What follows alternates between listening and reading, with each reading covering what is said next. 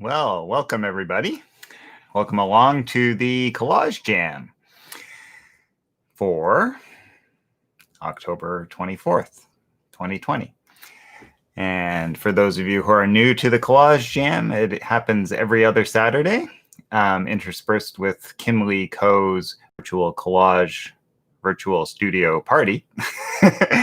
And we just alternate our live events on YouTube, hers on her channel, Kim Lee Ko, and mine on my channel, as you are obviously here. So thank you and welcome aboard. Thanks for joining us again.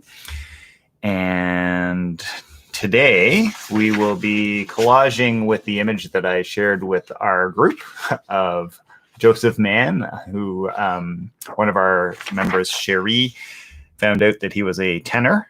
And I think when does this date from? The early 20th century, I think 1915 or something like that. So it's a public public domain image that I found on the Flickr Commons, which is a great place to find royalty-free images.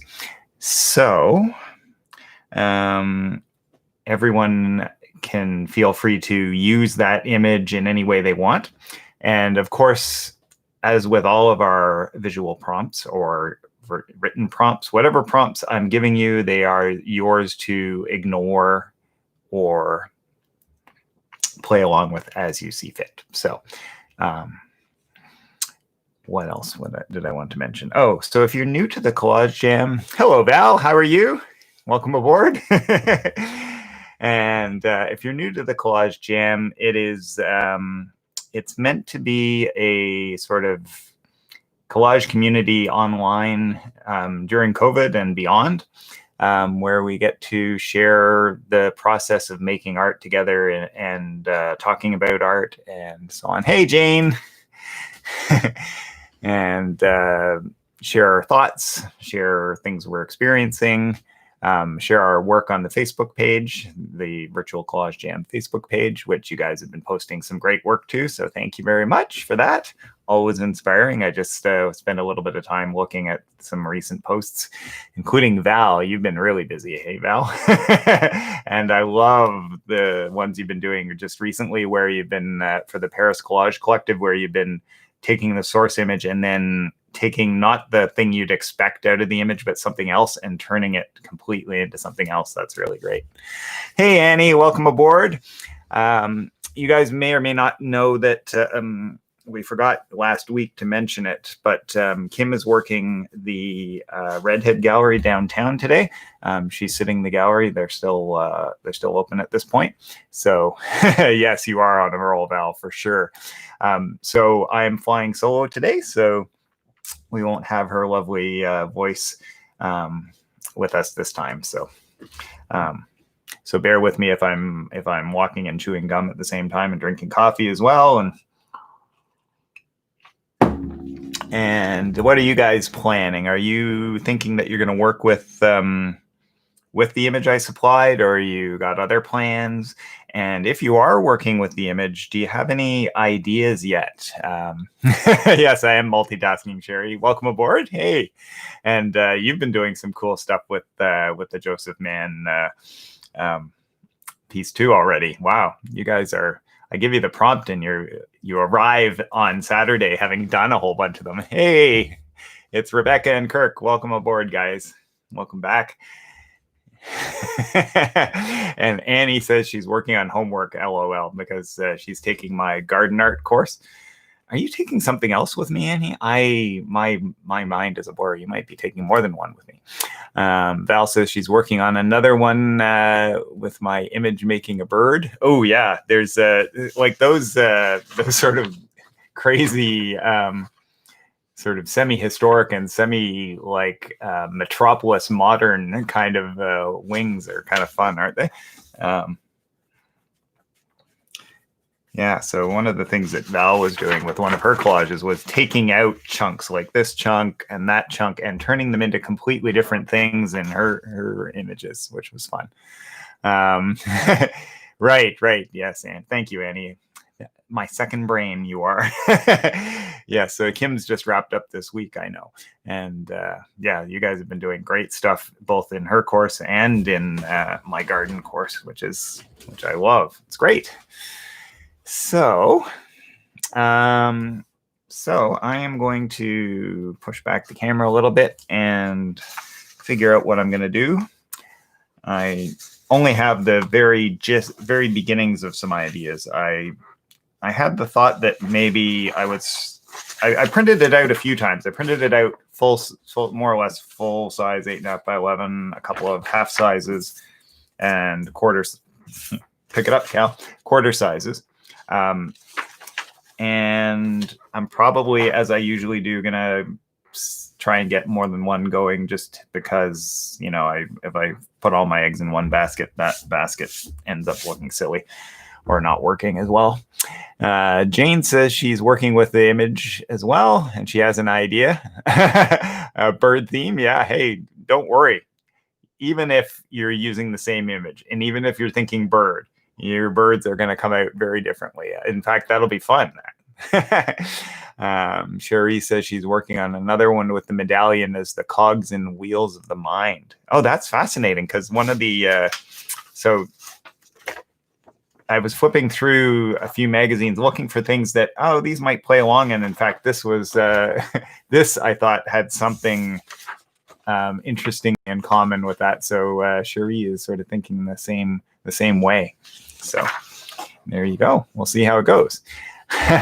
Rebecca is organizing her new studio space. Well, new studio space is exciting.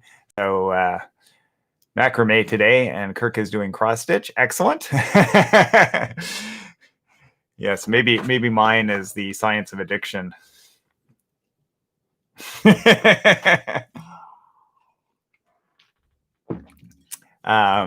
Yeah, and Kirk is doing his usual retro futurist cross stitching, which I'm loving. So thanks for posting those last week, Kirk, in the Collage Jam. That was really fun to see. And organizing new studio space. So Rebecca, is it man, I can't get this question off the ground. Is it new big space, or just moved to a different room, or what aspect of what are you doing new to the studio space? I think anyone, just about every artist, loves either getting a new space or figuring out better how to use the space they have. Yeah, it's always exciting when you've got that sort of reinvigoration going on. Hey, it's Mira. How are you, Mira? I'm so glad you're along. That's great. Mira says hi and hope everyone is okay. And yes, Mira, Kim and I are doing very well. Thank you very much for asking. And I hope you and Alfredo and Isadora are doing okay. And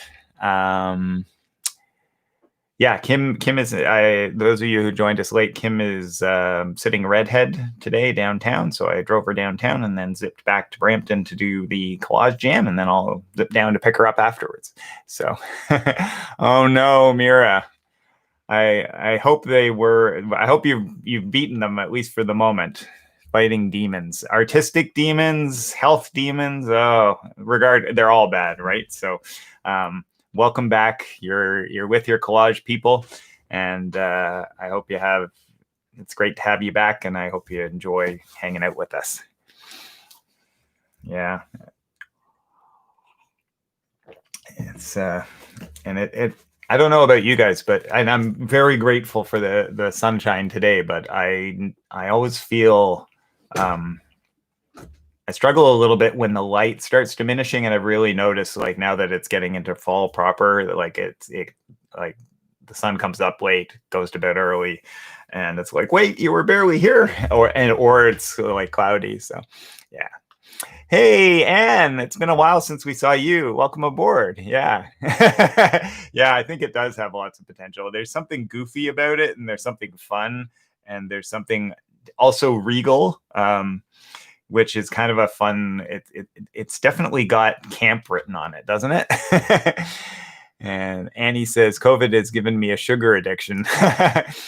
Daddy O Donuts, gourmet and delicious on North Service Road, just west of Cothra. I think anyone, obviously everyone's at home, everyone is eating, right? But I'm sure that that businesses that specialize in any sort of comfort food are doing really well. I don't. I usually eat pretty healthily, but today on the way back from dropping Kim off, I grabbed a piece of pizza, which I haven't had in a long time, and wow, it was so good. So anyway, so I'm gonna be back and forth between working and checking your comments. So so that's why. So bear with me if I don't get back right away on comments from now on. Except I'm gonna reply to Rebecca. She says had an incident with a cat jumping off a tray of black paint. Oh, onto the couch. Oh. Sir Kirk has given me his office. Wow, that's very nice. So much, yeah, and you can close a door on it, right? So the cat can keep the cat out when there's wet paint around. Yeah, closing the studio door after the cat has arrived, but much better for future, right? So, all right, so I'm gonna dig in, and I will keep my left eye on the comments and. I was like, where's my pad? This is where my pad is. It's hiding under blue images. And no wonder I couldn't see it. So I think maybe what I'll start by doing is I'm going to cut out one of these guys. I'm been kind of inspired by Val's using little bits that are unrelated. So I think I might do that with one, and one or two of them I might listen to me. I'm thinking in an hour and a half I'm gonna have like several done, maybe not. But I think I will try a couple of different approaches. Let's limit it to that. One that sort of harnesses the image a little more, and one that sort of uses visual aspects from it without changing it significantly. So I'll start nice and just get the brain ticking over a little bit by starting with just close cropping him out so that I can try him in other different settings. I took just a look through a couple of magazines, and I thought there's something about this sort of emperor type look to him that would look funny plopped into a much more modern empire that he's sort of proudly standing over. And I thought that would be kind of fun. Push this back so you guys can see at least a little bit of what I'm doing. Not that it's that easy when it's oblique. I know, I'm sorry. But at least you can see that I'm cutting something out.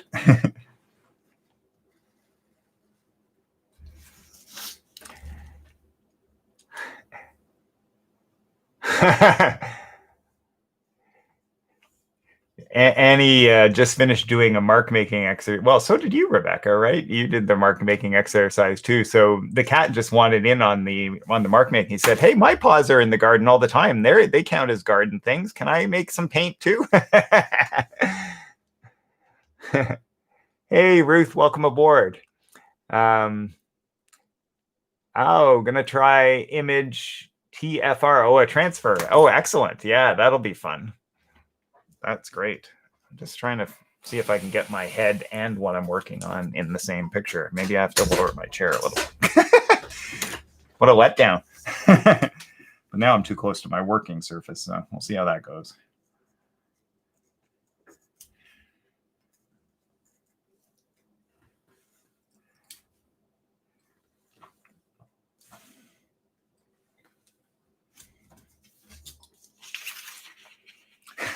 So I started cutting out the second image instead of, I thought, oh, I still have to do the back of the head. So I started cutting out the back of the head on the second one, not the first one. That's pretty funny. How about we do it on the same image so that I can get it all cut out instead of cutting out parts of 2 or 3 of them. That's pretty funny.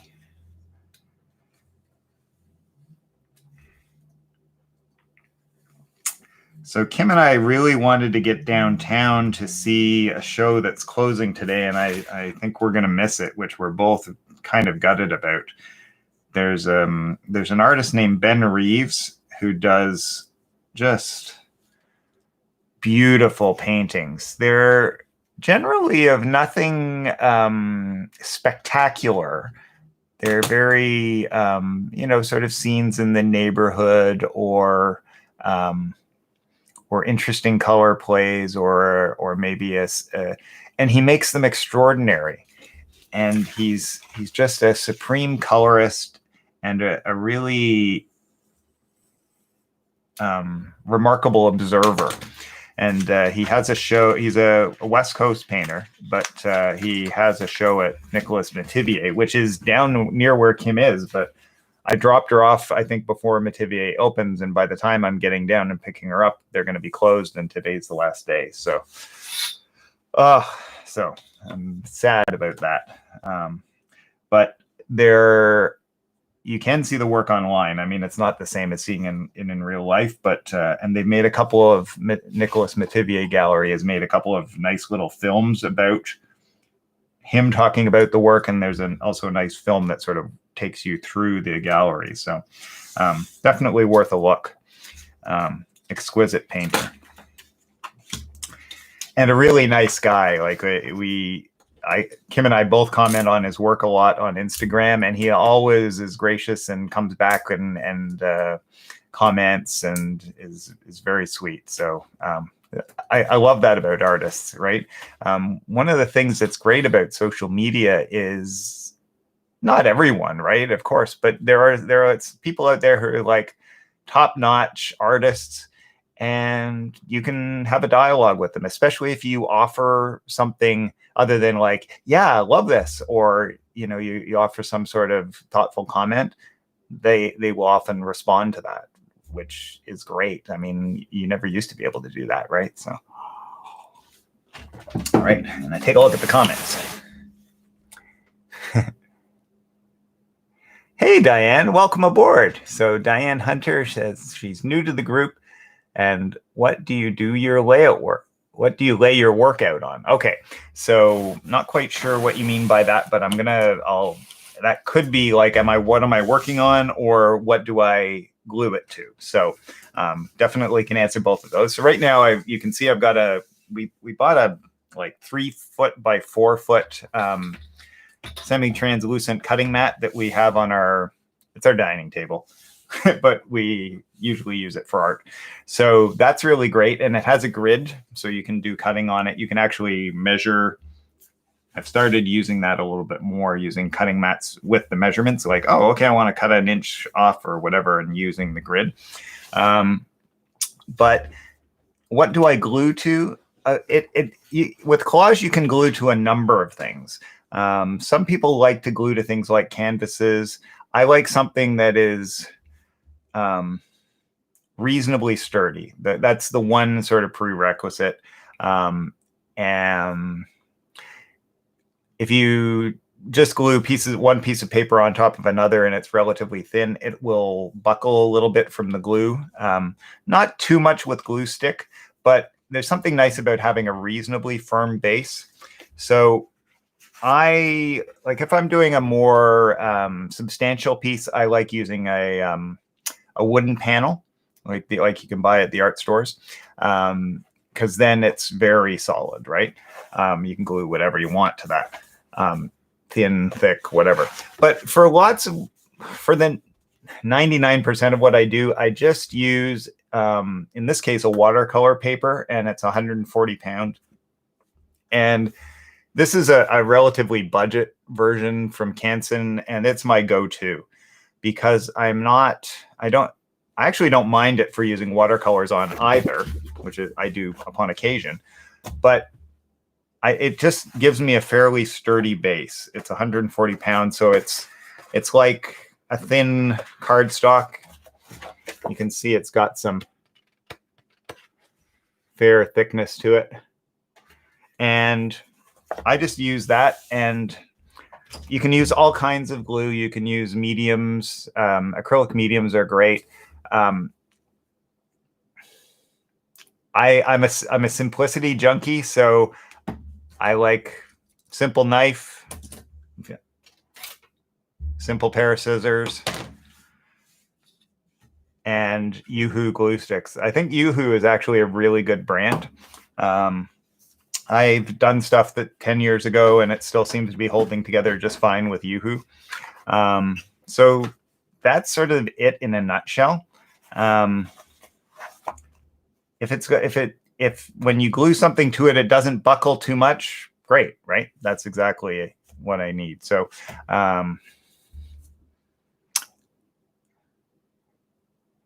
yes, Metivier. Yes, exactly. Thank you, Sherry. That's exactly it. It's it might be fully spelled out Nicholas Metivier, but it is.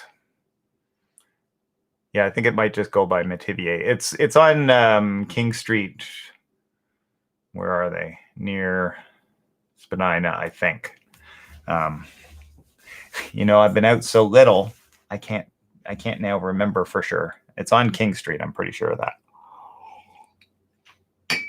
And it's a top-notch gallery. They have very, very good artists. They show very good work there.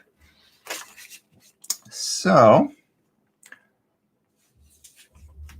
I've got one of my guys cut out, and I'm just going to meander through, juxtaposing them on, just laying them on a few things, seeing what I see in terms of interesting relationships.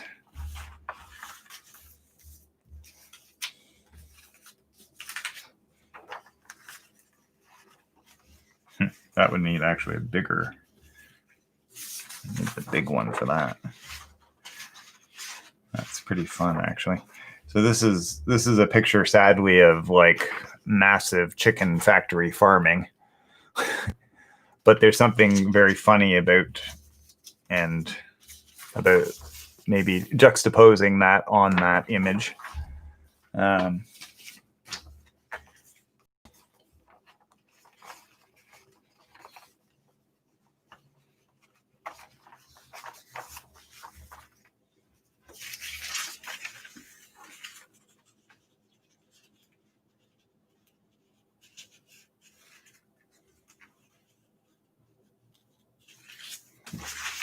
I'm gonna try this. I've just got my irreverent hat on today, apparently. I'm going to try putting him into another funny place. Just cause. May not even be what I end up doing, but just to see, just for fun, right?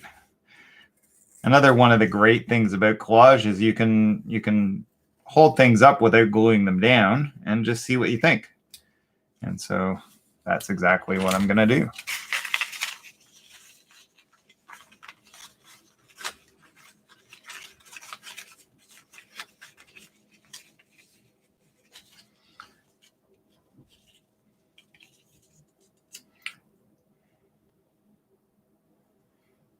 I just thought, wouldn't it be hilarious if he was like photo bombing?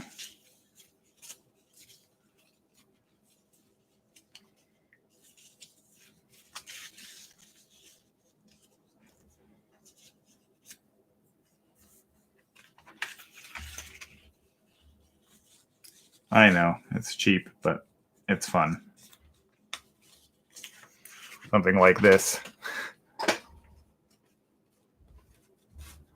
Actually, it's important that he's looking up. There's something so ridiculous and camp about him looking skyward that I think he really needs to be doing that. So.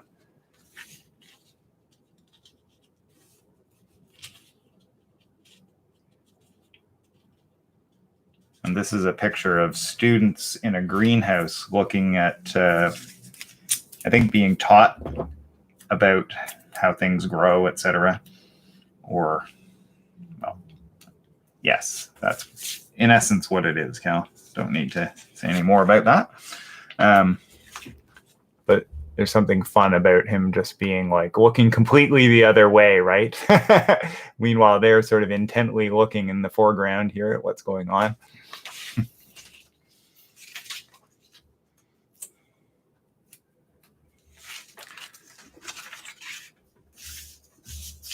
but I'm not convinced that that's what I'll be doing. But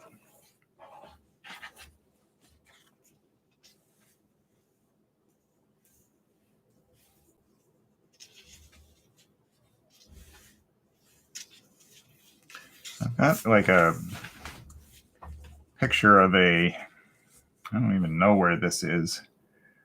It's definitely Europe. It might be, it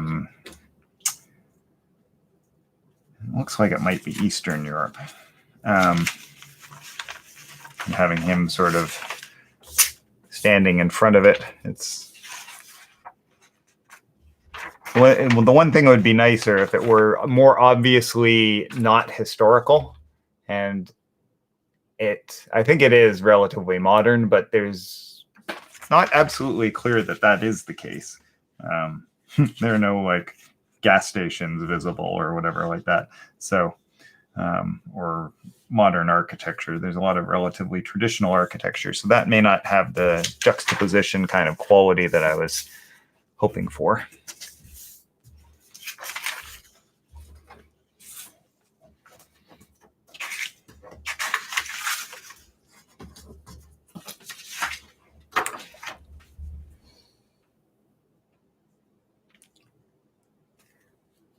So I'm just checking what you guys have said, and says, yeah, Ben Reeves' webpage is his work is scintillating.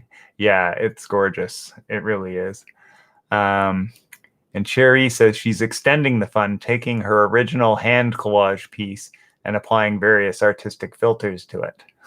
I'm using Photolab app. Oh, okay, that's one I'm not familiar with. I bet you Kim is familiar with it because she's like hyper tech girl.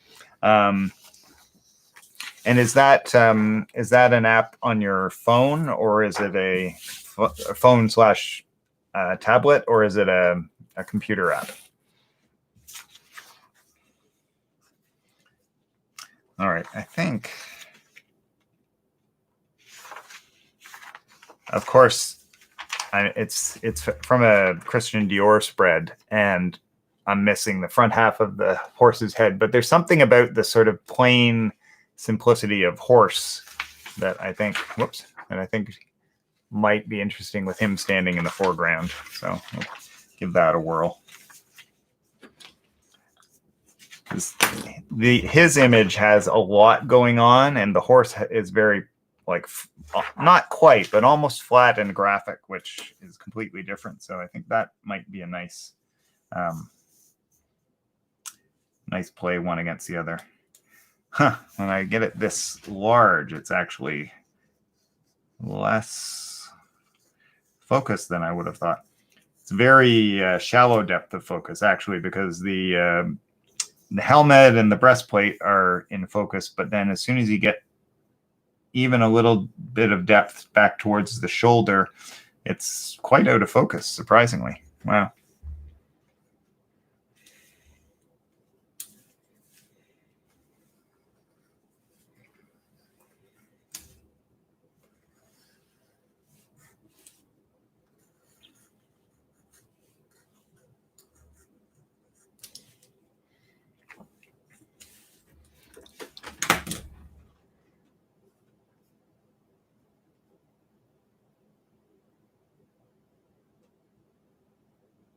Okay, it's on your phone, Sherry. Thank you.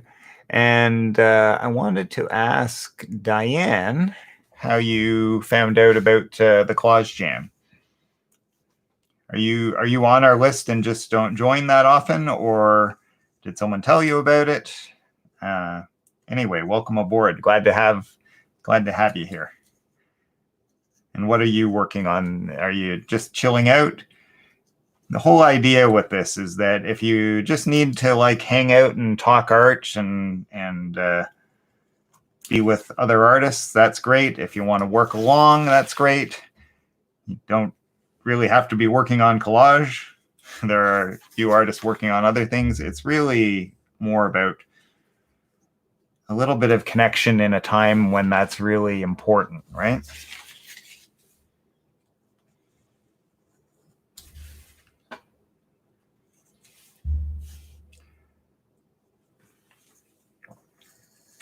I have there's a high school that I've done some workshops for in the past that's near Nielsen Park Creative Center called Silverthorne Collegiate.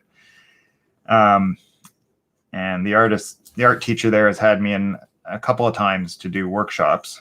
And she was wondering about doing, in fact, this spring I did one remotely via Zoom, not Zoom. It was, they don't use Zoom in the schools. They use Google Meets or something.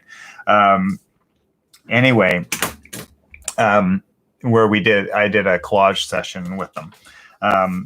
But she's now wondering about, they have a courtyard and she wants some murals painted. And so she was thinking, you know, how could we do something like that and still do it safely under COVID? And so she was saying maybe we could have them develop ideas, sort of give 2 or 3 of the classes the opportunity to come up with designs for the murals, and then we'll like teach them what goes into good images, and then have them do mock-ups for what they would propose, and then you know, then it gets sticky. Like, how do you actually get it done? But at least if you have designs, that's getting part way.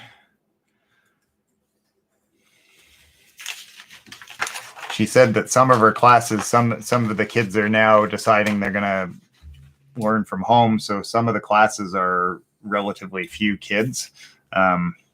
So the next thing that she's wondering how to do is she's going to have to teach in person, but also to an online audience. So that'll be tricky. But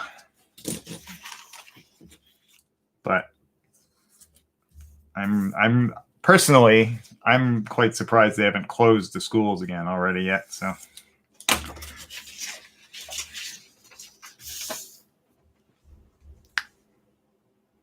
Hey, Gunta, welcome aboard. Yeah, don't worry about catching up. We're just hanging out doing some fun stuff. That's all. Don't put any pressure on yourself. Did anyone else have trouble? I know when I'm doing comment management for Kim, she starts her stream right at 2 o'clock, and it takes me a few minutes of like refreshing my browser on her YouTube page until it shows up as the live now. Sometimes it's just a minute or two, and sometimes I just have to, refresh. Nope, refresh. Nope, refresh. And it takes me 3 or 4 minutes until it actually gets there.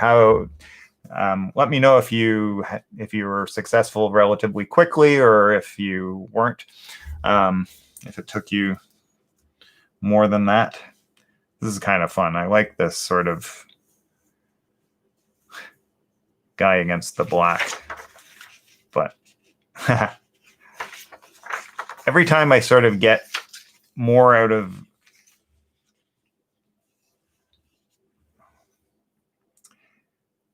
that sentence has just sort of foundered. I was playing with this against that horse and thinking, oh yeah, that's interesting. But as soon as I do something less expected, I get happier. I flip it over and I've just got the silhouette, and that's something that somehow immediately is more interesting to me.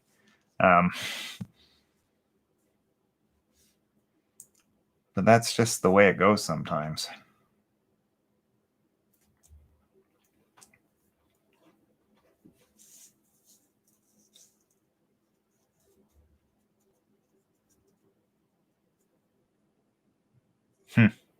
Yeah, no, it's definitely more interesting as a graphic silhouette. All right, well, that's the way it is, right?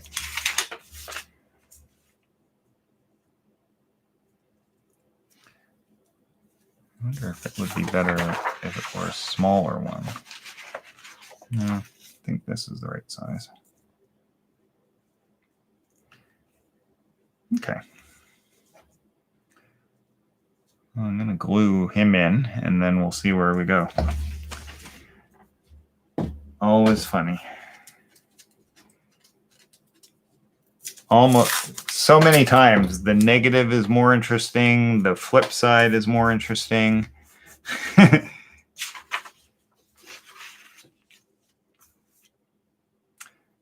right, grab my glue stick here, glue that in, and then go from there.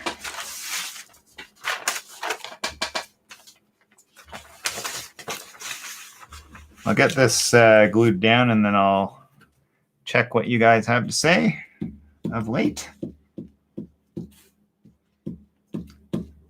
But first things first, you know, when you're in a glue mode, you have to stay in the glue mode until it's glued down.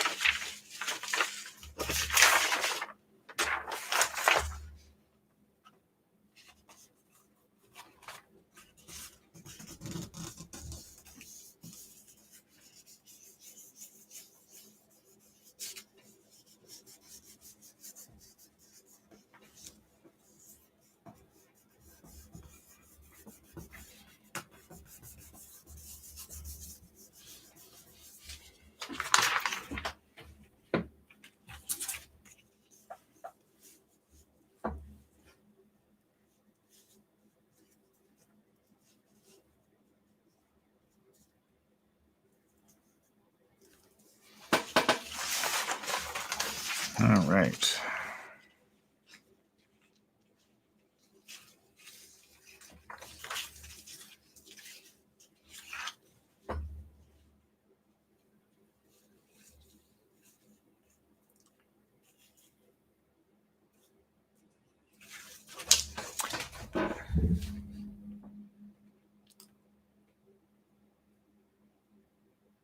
Oh, good. I'm glad it was quick for you, Rebecca. I was reading your comment and I'd already forgotten what I asked. It's like, it was pretty quick for me and I couldn't figure it out. Like, oh man, middle age. It's not. And Jane says it takes her a couple of clicks to get me. But okay, so that's not too bad though. That's good. I'm glad. It's always sad when you hear people having real difficulty getting on. But if you can get on reasonably quickly, great.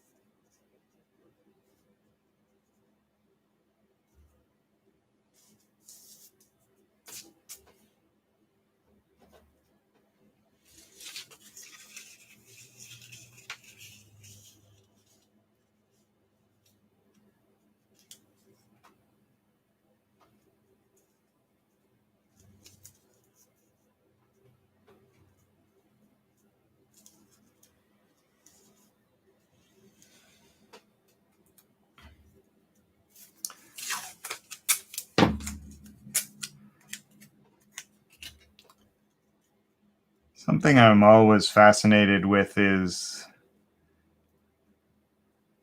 where and how your mind gets going on creative ideas. And I think it's a little bit different for everyone, but one thing that I absolutely find is that unless I get started on something, the ideas don't come. I need to start doing things and sort of not have any idea what I'm doing and just start handling things and start looking at things. And at first it's like, you know, nothing's there. It's like I look at this, I look at that, I wonder about that. No.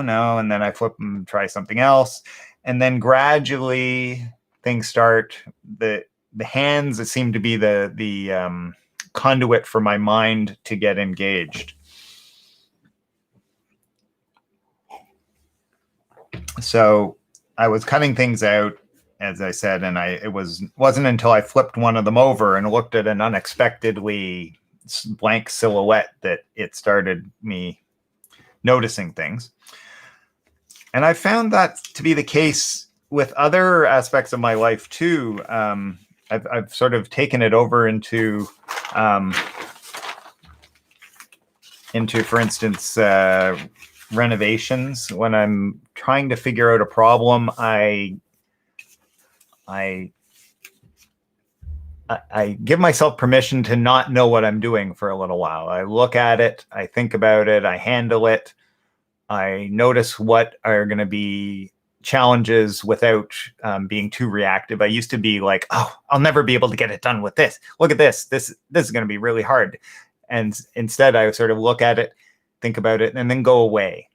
And then I come back and I handle it some more. And I think, okay, but this needs to happen before anything else. So I'll do this part. And while I'm doing this part, I'll think about that other sticky or wicket or whatever, the thing that I haven't figured out yet. And that works. I found that works in art, and I found it works in other aspects of my life as well.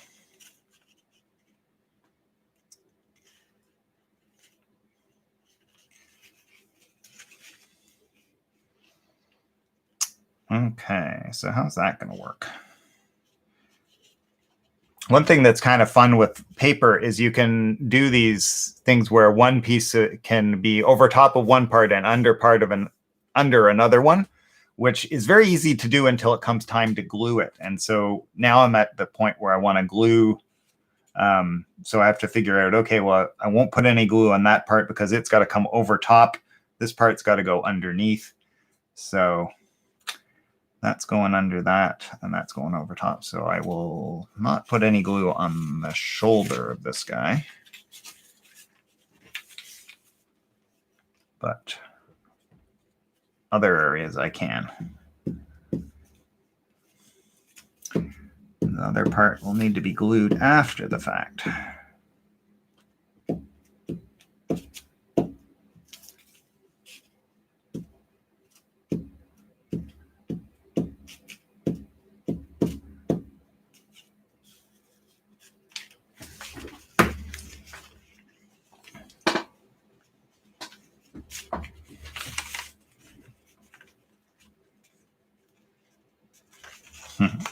A piece of tape is not quite doing what I was hoping it would do.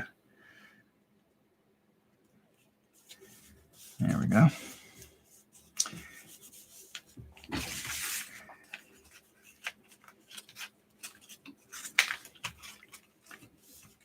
There's a, speaking about with collage, something, the same piece of paper being over top of something at the same time as being under something.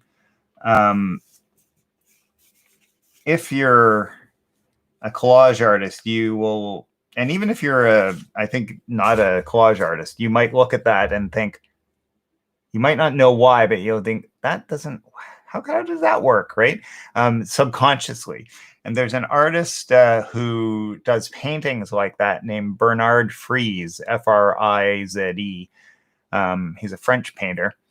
And he does these paintings that he'll often have assistants help him with, and where they are using multiple paintbrushes at the same time to create seeming things that don't, like, that if you were painting it with one brush, you could not do, where this stroke goes over top, but then it goes back under itself somehow. And it's because they have more than one, he and his assistant have brushes loaded with similar colors. And he does these things that, like, how did you do that? That doesn't, like, if you know anything about how to paint a painting, you know there's something weird going on. And it's actually, and he's also really beautiful with color, really exquisite color. So definitely worth a look.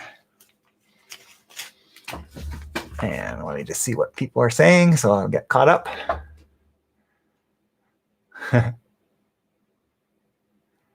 Yes, I know. I know. Good to. You'll see me looking down my bifocals at the monitor here. Yeah, exactly. And if you worry about it and think about it, you'll never get started. But if you start, it starts coming, doesn't it?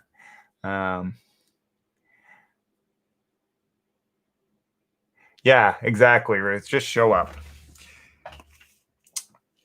I think there's a Woody Allen quote that says he thinks like 70% of life is just showing up. And it's really true. You know, if you just show up and start in faith, it's amazing what'll happen. But if you don't have the faith, or you think that we get into all these mental traps that, oh, this needs to happen first, or I need to do this to be ready. And I have fallen into that trap a lot, because as a graphic designer, I had to, it was always about preparation, make sure you got it. And then coming up with successful solutions, because that's what the client needs, right? And art, to be successful, art needs to break outside of worrying about whether it's going to work or not. So I have a quote up by, I think it's Hugh Laurie. It's a picture of Hugh Laurie, and I'll forget the exact quote underneath it, but it's there to remind me. And it says something like, I don't think anyone's ready and fully prepared to do anything in their life. You just have to do the best you can in the moment and just do it. And it's like, yeah, I need to keep hearing that, keep reading it until I sort of integrate it. If you wait, it's something about if you wait till you're ready, you'll never do it.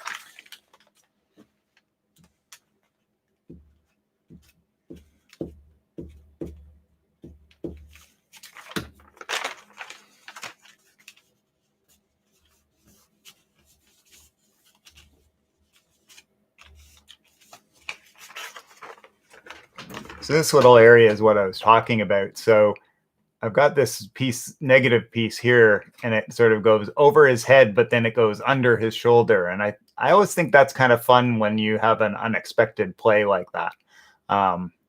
Takes a little figuring out how to glue it, but definitely worth it. Do I know where this piece is going? No. I'm just going on faith. And just push it back a little further in the hope that I can, yeah, that might work better. I can still see a little bit of what I'm working on and see me too.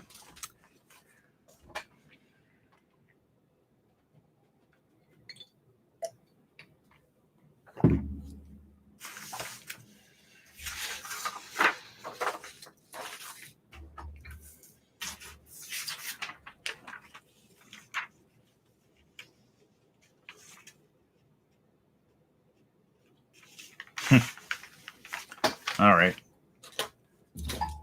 It may not end up in it, but I've got this black and white photograph of a of a woman on a skateboard holding on to a car for momentum and for dressed in fashionable garments, because it's a fashion magazine. And it's got some shapes that I think kind of might be interesting, the car shape and her silhouette with this. And who knows? I'll cut it out. I'll see what I think.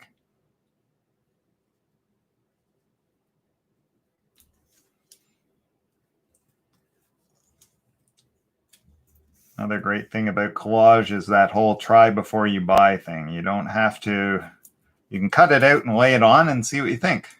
And then it looks good, or move it around until you find a place that looks good. Or if it doesn't, I'll try something else. You know, she's got very ornate hair here against this complicated building in the background. So more than my patience is up to. So I'm going to generalize a little bit.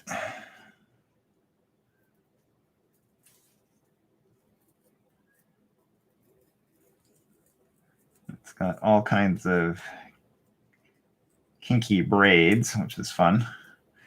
Kinky in the normal sense of the word, not the just hair with kinks is all I'm saying.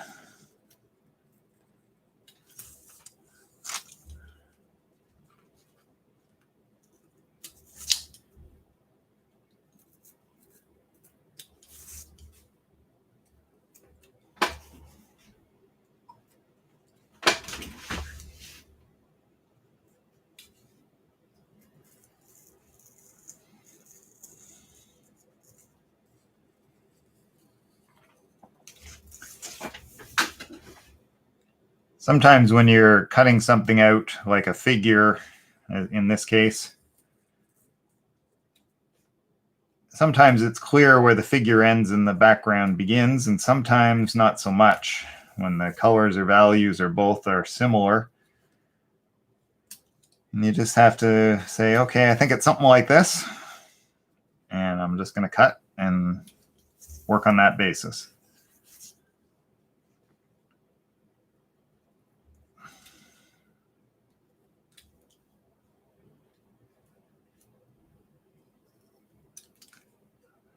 A little bit of fiction goes a long way.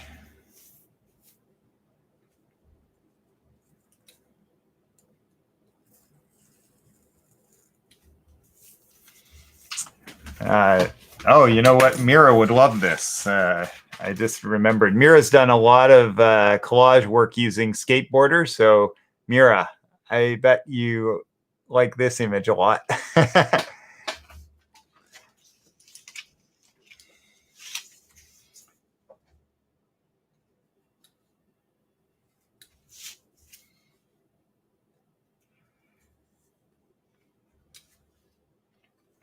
How about you guys? Are there some artists tend to use imagery from a whole range of different kinds of things, and some of us have things that we repeatedly go back to. I was just recently thinking about the fact that I really go back a lot to, I return a lot to fashion magazines, and definitely relates to my time at Ontario College of Art when an influential instructor instructed us to buy fashion magazines and actually also bodybuilding magazines to basically draw from, to practice drawing from when we didn't have like life models, and to draw sort of the fashion was because obviously that's got a fair bit to do with marketing, and I was in a design and illustration program, so it made sense. You know, a lot of advertising harnesses what's fashionable, and the bodybuilding stuff was so that we could see what muscles actually looked like. He said most people won't be this defined, but you can at least see the shape of like the muscle that it affects what a shoulder looks like, and this is what it looks like on a bodybuilder. And then on a normal person, you just soften it and it's not as strong, not as big, but that those shapes are what cause things to look the way they do. So interestingly, I've had ever since I've had an abiding interest in fashion and to a lesser extent in fitness and bodybuilding. So I do go back to those things a lot, but I also like typography, as you guys know, and that's from my design training, my design life. So those things just keep coming back and back and back in my work. How about, and Mira, I know, has done a fair bit of work with skateboarding, and as well as sort of cities in general. What about you guys? Mira, yes, you like that one, eh?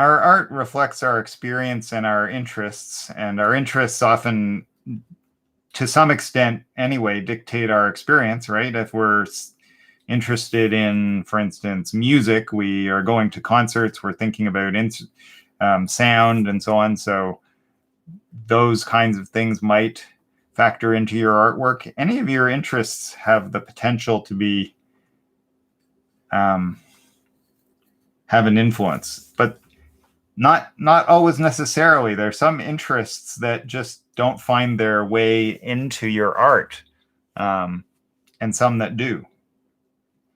And some people are not interested at all in the subject per se, but they really love the way it looks. So their art has a lot of it, but their interests might be other than that.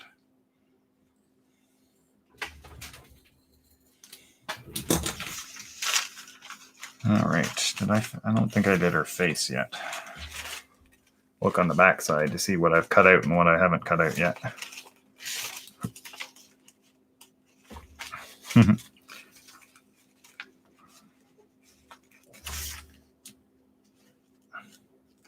Sometimes lose track of where I've cut and where I haven't cut yet. Definitely haven't cut up here yet. Actually, it looks like I've mostly done it. Maybe I did. Didn't cut all the way through. I think that's the problem.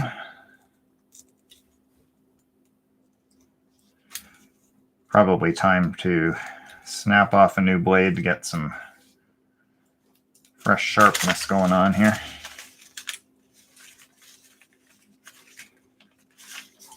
You know your blade isn't sharp enough if you're having trouble cutting through a very flimsy magazine page. So, time for a new blade. There we go.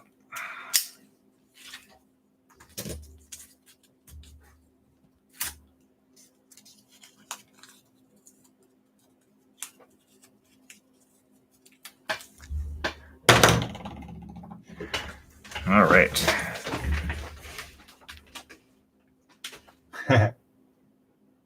Mira says, oh, okay. So Val says she tends to gravitate towards landscape and abstract. And yes, I definitely see that in your work. Those super textured papers that you like to use, right? And Mira always goes back to the first ideas, you know, and just so you know, that's not a bad thing. You know, if stick with ideas as long, or subjects, as long as you can keep making them fresh and new for you, right? We're all very different. Some of us go around a lot. And in fact, I think Jane says that. I'll read her comment in a second. And some of us are like just these very few things, but we like to go really deep on them. We try them this way. We try them that way. We change them this way. We change them that way. And both are completely valid. So don't judge yourself. And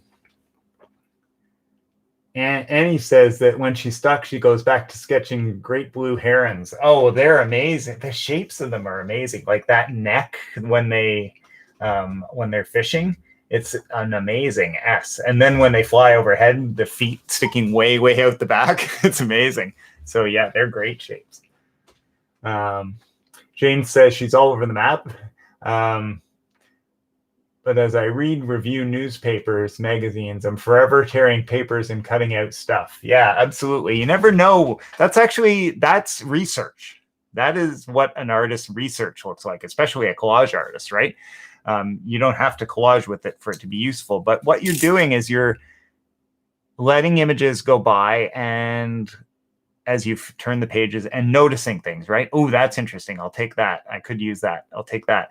And when you next sit down to work, it's like, oh yeah, that building that I cut out there, that's what I need, right? So it's putting the ingredients in the pot, or in the cupboard, actually is a better metaphor, right? So that when you need them, when you're really cooking, like, oh, I need this one, or I need that one up on the top shelf up there. So yeah.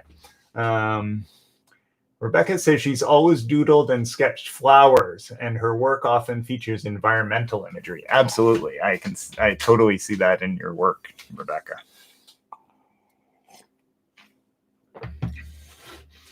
It's and never more timely, I have to say, than now. I mean, it's always been, but it just keeps getting more and more timely. And the more we artists such as you who are inclined towards that kind of thing show people, the more it breaks through their sort of this, right? There's this terrible disconnect with humans and nature and the environment that really needs to change back to much more engagement and much more honoring and appreciation and working with rather than against if we're to survive. So absolutely, that's like, it's super relevant. Not everyone needs to be, as an artist, not everyone needs to be nor should be super topical. That also depends on the artist's inclination. So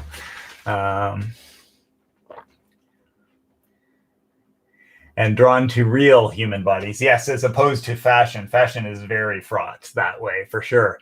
And Cherie says, I love telling a story with images. That's why I think I respond so well to prompts. It's a funny thing, isn't it?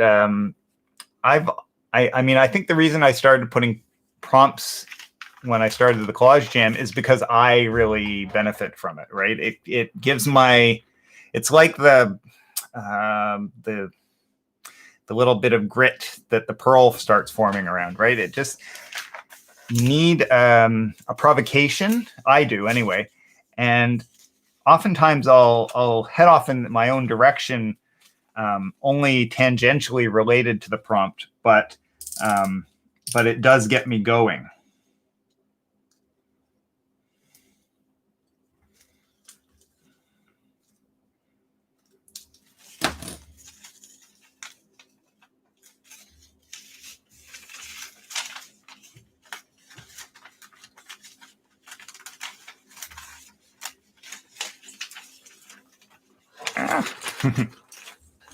Almost stuck there. Okay.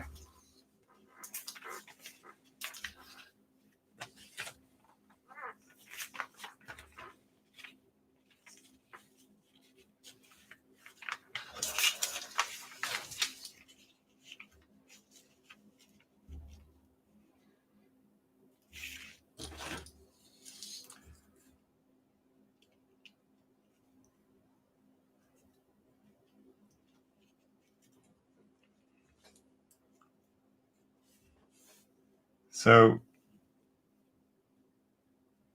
usually I will sort of figure out what size a collage is going to be, and I'll try and work within that. You guys have seen me oftentimes start with my little template for a 6x6 collage and work within that. And today I seem to be working very much not that way. I started out with a magazine page, and then I put the flip side, and now it's like creeping out away from the original. I'm thinking I need to put something bigger underneath this, because the more I start adding things to it, it's getting wider and creeping out in an interesting sort of way that I wouldn't have expected.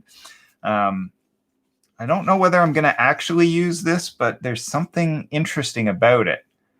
So I may be figuring out a way or not to put this in, but there's something fascinating to me about all of this. Got my horse up there. I've got my reverse profile. I got my smaller guy. And then I've got this skateboarder woman with the back end of the car. And there's something about the sort of grays and vertical division lines and silhouettes that I'm finding interesting. But as you can see, I'm getting some curling going on. So I might need a larger sheet of paper. And I'm also thinking maybe some more black. So let's see.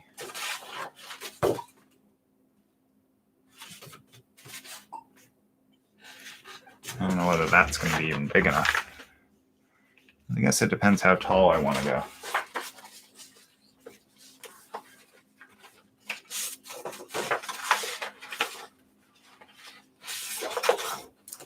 Definitely think some black might be in order, though. Oh, there's so many interesting things this one could include.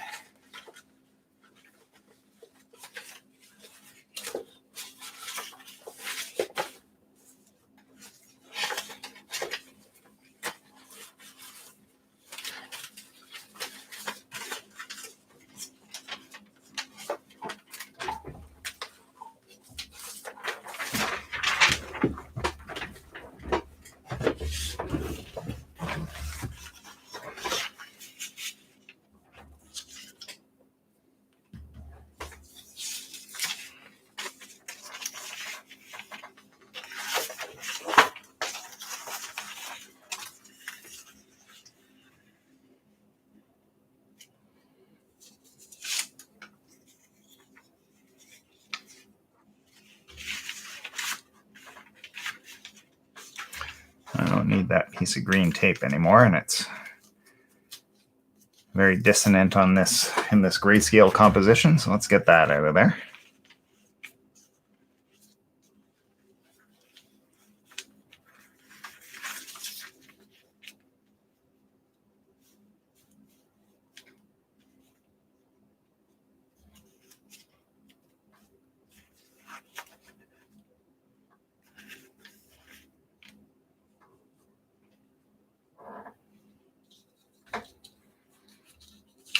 Seems to be my day for cutting things out but using their negatives, or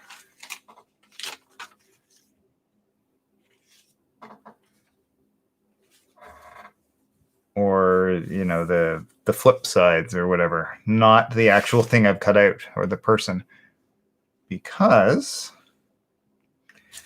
while I've cut her out, I'm finding the back interesting with just the type, and you can see if I put it on a dark background, you can more or less make out what's going on, vehicle and woman on a skateboard. But I'm also finding it's too loose right now to share with you, I think. But maybe if you see there, I've got sort of an echo. This is the horse, which you can actually tell if I pin it down there for a second. The horse here, and then I've got a black sheet underneath the what was around her and the flip side. So I've got the car and the skateboarder. In fact, I need the thing from her. Oh, I wonder where that's gone. Okay, have to find that. But there's something interesting between the horse and the other black silhouette that I want to play with. But, and this is, I'm sure you guys can sympathize. I found it. I was looking for, you know, you cut something out and then you realize, oh, that little piece, where'd it go? Found it. Yay. So I think I'm going to still keep growing this organically without knowing exactly how big it's going to be yet, because I don't think I need to nail that down just yet. I just need to play, and then I'll figure out a crop. That is how big it's going to be, where I'm going to cut things off later. It seems I have two different kinds of black, one that's sort of warmer and one that's cooler. And I'm just trying to figure out which looks better in this context. I think it's actually that cooler one, is it?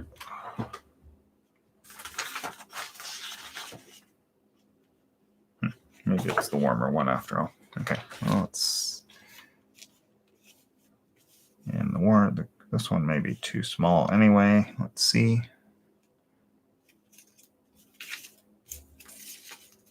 Yeah, let's use the other one. Okay.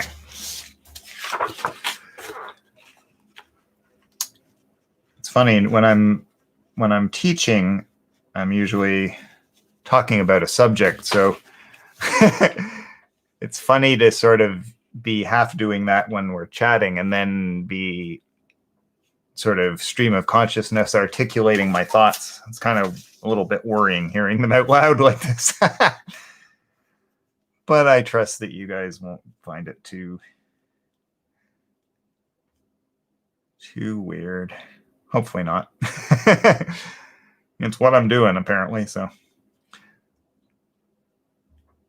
The magazine paper is very gray, like the white area of it is very gray compared to some of the photocopy paper. It's interesting how you wouldn't think it was as gray as that, but it really is. All right, so I'm going to glue that to that. So really, I don't need glue. I only need glue down where to? Down to that edge. Okay. Get my glue sheet. For those of you who don't know, this is just like a scrap piece of paper that when I'm putting glue stick on it, on something, it allows me to run right off the page. I know it's old hat for most of you, but it does mean I can get glue right out to the edge by having a sheet that I can sort of run off onto, which is very helpful in this and many other instances. That needs to be out of here. This needs to get lined up to where I want it, which is there. And going down that edge there. That's good, except I think it was flipping over. There we go. I kind of feel like I'm yeah, I don't usually work this way at all, where it's just like, okay, it needs to be a little bit bigger, so I'll paste on another piece onto this side, and then I'll see, oh, and I need to move something else over there, so paste something else on there. But it's actually kind of fun.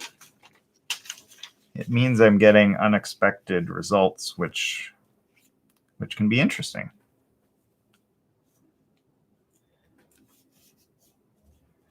Huh.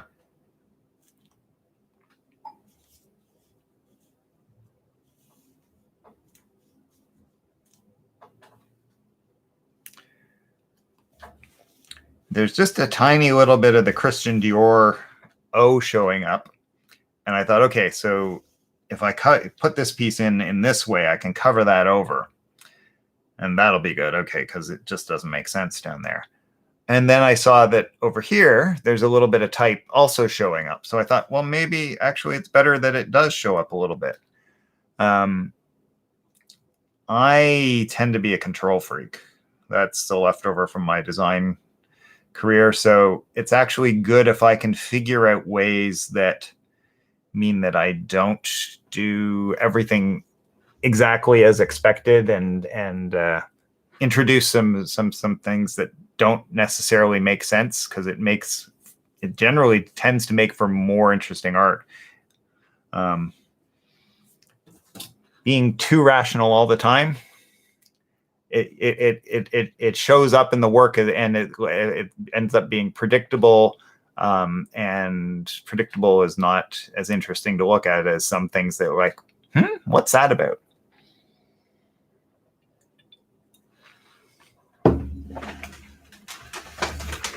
All right, come and see what you guys are saying here.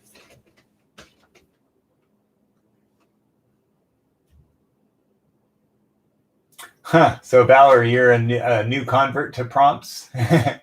And remember, if they and you, Val, you've often taken the prompts and started with them, and then you say, I ended up going completely a different direction, right?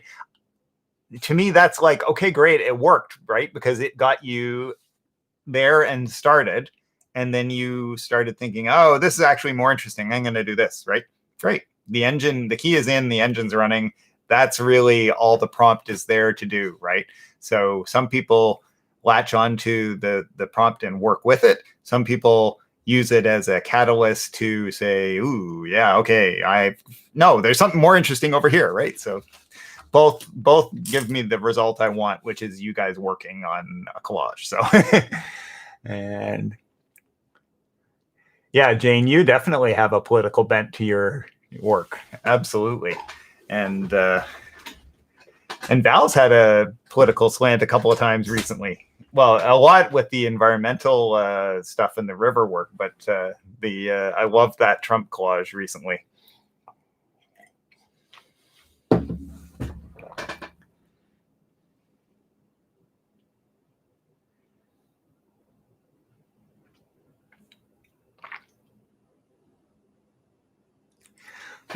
So in fact, I'll put it out to you guys as well. So Ruth has just asked about what you guys think for scissors. She says she has some really good fabric scissors, but doesn't want to use them for collage. And no, you shouldn't, because paper is is probably the hardest thing on scissors ever. I think, other than like, I don't know, but you don't want to use either your fabric or your hair cutting scissors on paper because it dulls them down very quickly. And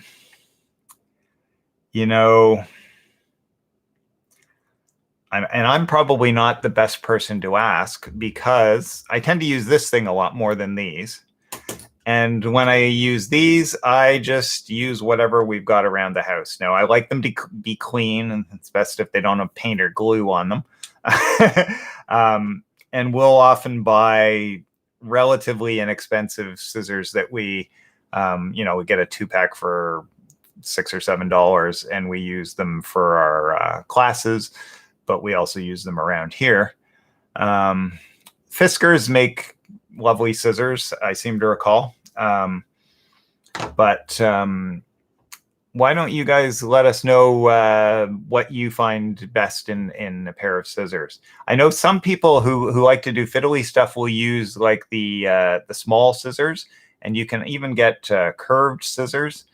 I tend to just like something not too big, not too small, and not too fussy. But they're definitely not going to be used for fabric or for hair cutting or any other, or cooking or whatever.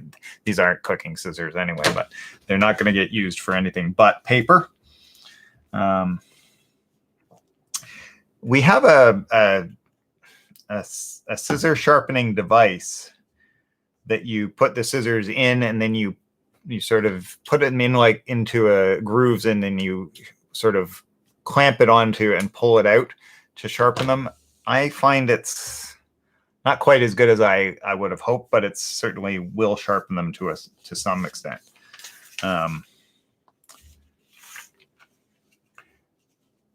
I can talk all day about how great knives are and what I like for in a knife, but scissors not so much.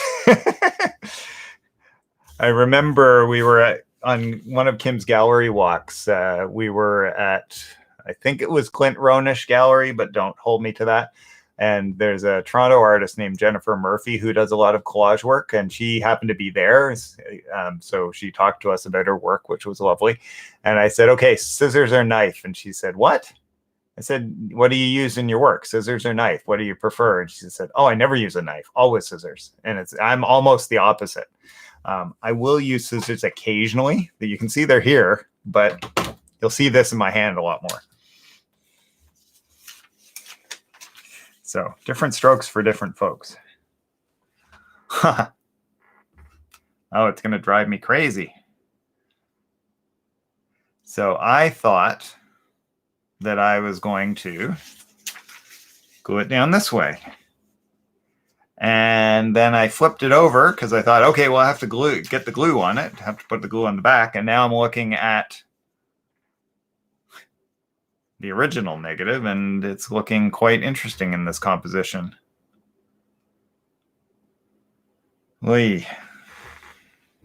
Sometimes I have this problem too when I'm flipping through a magazine. In fact, there was something I cut out this morning for use today, and it was like, oh, that's great, I got to cut that out. And then I flipped it over, and I'm like, oh, that's great too. now what? You know, like make a copy, right? But sometimes life is too short to keep making copies and being too precious about it.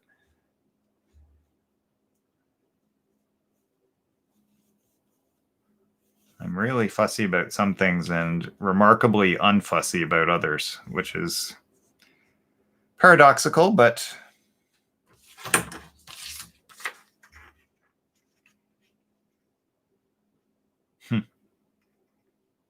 yeah, that's too much fun. All right, it has to be glued down the other way after all. But maybe I'll introduce the white.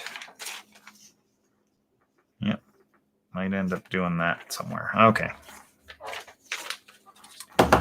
Now, this one is going to be a bear to glue because it's a lot of small pieces that'll get scrunched easily, and getting it laid down evenly because it's going to start curling as soon as I get glue on it. So wish me luck. It's just glue. It's just paper. It's not rocket science. If it doesn't work, it doesn't work. This is definitely a place where the glue sheet comes in handy.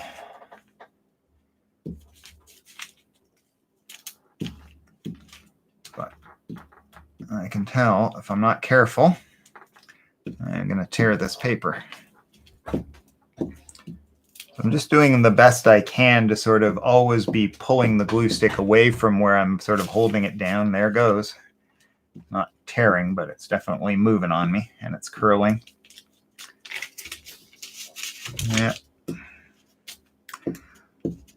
Whose bright idea was it to try and glue down such a large piece of ornately cut thin paper? Oh, right, it was me. Rats. Okay. Yeah.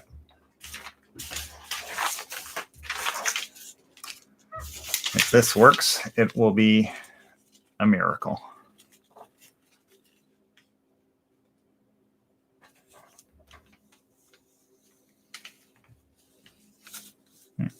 Got it a little bit crooked already. So I'm just gonna do the best I can.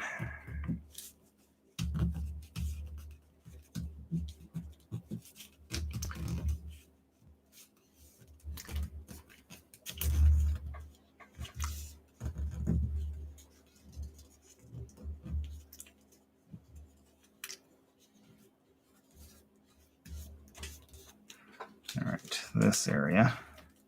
And because it's so big, while I was busy gluing down one part, the other part's been, the glue's been drying a little bit because it's just glue stick. It doesn't take long to dry. Hopefully it's still wet enough that it'll stick down enough. This area is definitely feeling dry. That's the last bit I'm getting to, so I'm just going to put a little more glue on it. Wow, it's all curled up. Okay, there we go.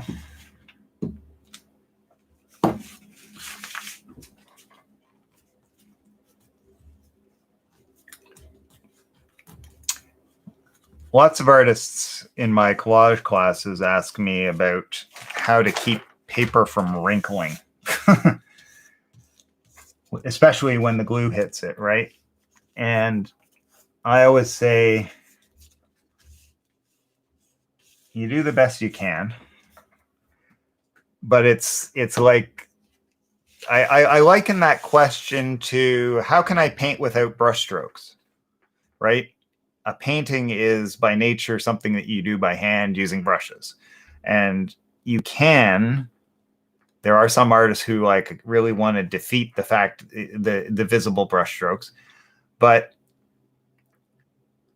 really that's how it's done. So there's nothing wrong with seeing the brushstrokes, I think. And so with collage, I think there's nothing wrong with you seeing a bit of wrinkling here and there because it is glued paper, right? And glued paper wrinkles.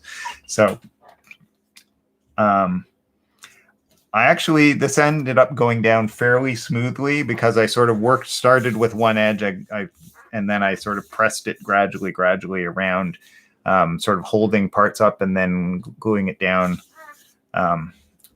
But it still got some wrinkles, and I'm fine with that. Just going to see what you guys are saying, because you guys might have some useful comments for Ruth about cutting tools.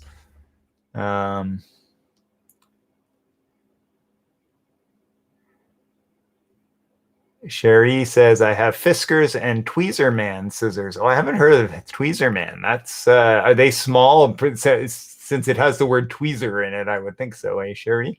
Val says, a friend of hers spent $50 on Italian scissors for collage. Yeah, I believe it. You know, one thing that's wrong with society these days is we expect everything to be super cheap, and we don't pay for quality.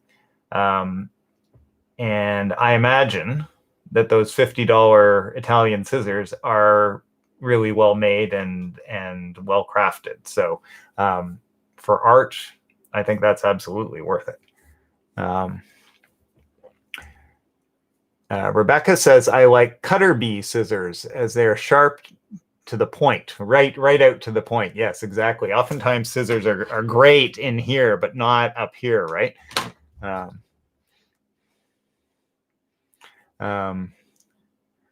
Mine also have a coating that prevents glue sticking on them. Yes, I've heard of. I think I've seen some scissors that have like a non-stick coating, like cookware does, and that's really great, because if you're cutting, find yourself cutting papers that have glue or paint on them. Yeah, shedding that is great. Oh, I love the fact that the hive mind here has all kinds of great ideas. So Gunta says, Westcott makes titanium craft scissors. Yeah, they'd be nice and light being titanium, and really tough too, I would think. Take a photo of each. Sherry says, oh, were you talking about the two different sides? Yeah, you can do that. Did I know? I just made a decision and went for it. And Ruth says, thank you for all your suggestions on the scissors, which is great. Jane says she thinks she's finished, but would like to offer a challenge to everyone. I believe it needs a caption. So she'll post it now and welcome any comments and caption suggestions. That'd be great. Absolutely. That's total fun to do that. And I'm just noticing, like, it's almost 3:30. How did that happen? I've just had a Kim moment. Kim normally loses complete track of time, and I've just done a Kim. So Annie says, an inexpensive brand is Westcott titanium with a very sharp tip. Oh, so the Westcotts are, I know it's a sort of name I've seen around a fair bit, but it's great to know it's not too expensive. That's perfect. Oh, it didn't read all the comments. Don't worry. I mean, that just means a couple of people really like those particular scissors, so that's great. All right.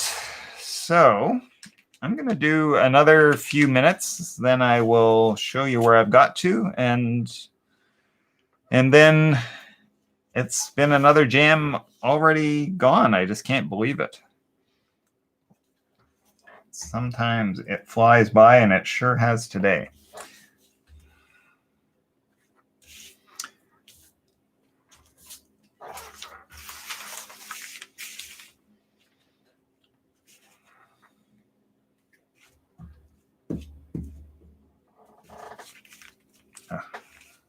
Come on. Thank you.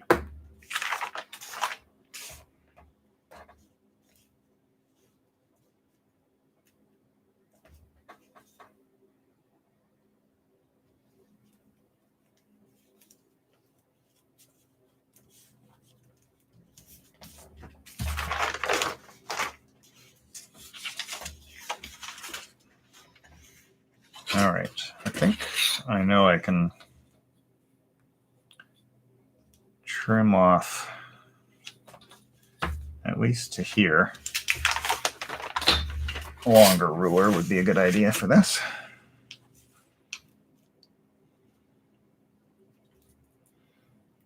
Line it up from my black piece and cut that off.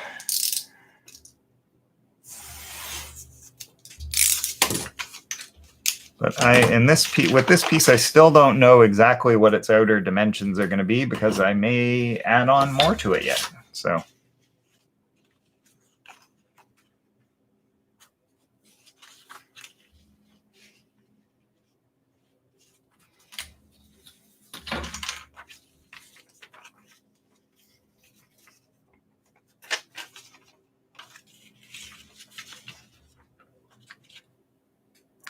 I just don't want to lose track of this piece. I knew it was over there somewhere, but there's something interesting about that over on this side of the collage. Except it might be a little bit too predictable in that it's... So something I like, sorry, I'm cut off, but I'm trying to show you both the work and me. I like having sort of echoes of things. So here I've got, that's where he came from. So you can see, make connections, and his profile, I was thinking, oh, it's kind of fun having it, you know, further over here somewhere. Except, so I like that, but then maybe it's too obvious. So I like it if it's a little less obvious. So, you know, I might end up doing something like that, or playing with that side of it instead. So it's still the same silhouette, but it's not, one's tonal and one was graphic white. So, and I like the skateboarder. So I could end up putting her in somewhere other than where her silhouette is cut out. But I think actually I kind of like this side of her better. But right over with the black, oops. Right over with the black side, it's not quite right. At least I don't think so. It's sort of too mirror imagey. So, and over here, there's already a lot of white. So she may find her way. I may just extend it even some more, put her over here, or extend over here and put her there, but I'm not sure yet. Or I may shift her. That actually might be the right thing, is to use part of her lower down or higher up. There's something about the skateboard itself. So maybe it should be the thing that sort of comes in down from that top corner. And then you see the echo of it go in the other direction along here. So don't know. In fact, this is kind of fun. I'm sort of composing by looking at it in the camera the way you guys are seeing it. So that's kind of fun. I should do that some more often. Anyway, I'm going to show you where it's at, because obviously we're almost at time. So some of you guys will have to leave. This is where it's at. It's still work in progress. And isn't it interesting that it sort of started here and then moved into this, into the relationship with the horse. And now we're sort of going on to maybe they're like, maybe the connection is that the, you know, old-fashioned horse, modern horses like car and skateboard. I don't know. But I will try and take that a little further and share it with you on the Collage Jam page. And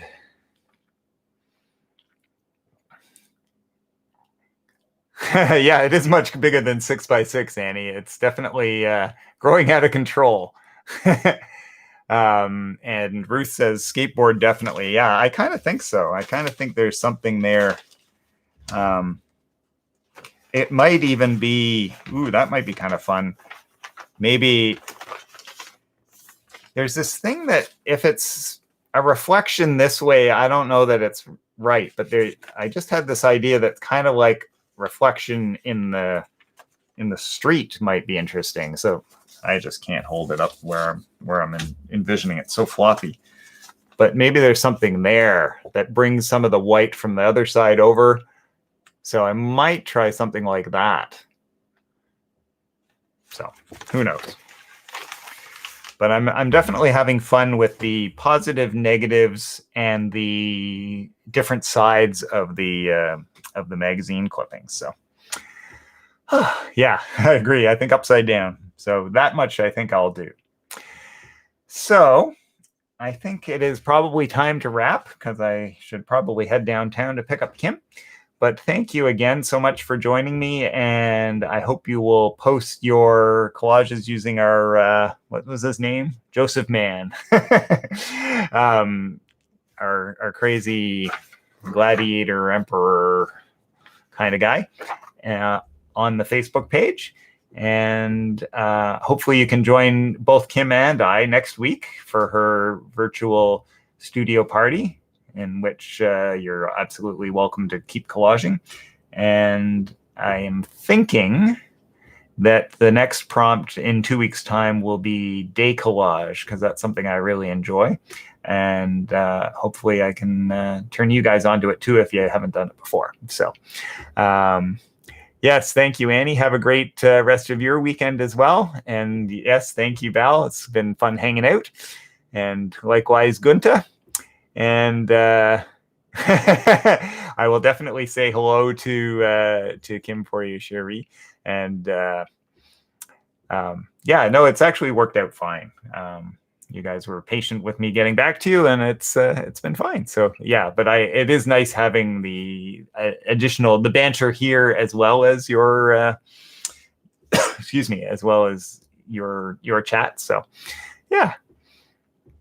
Oh, sorry. It's one word, decollage, as in decollaging.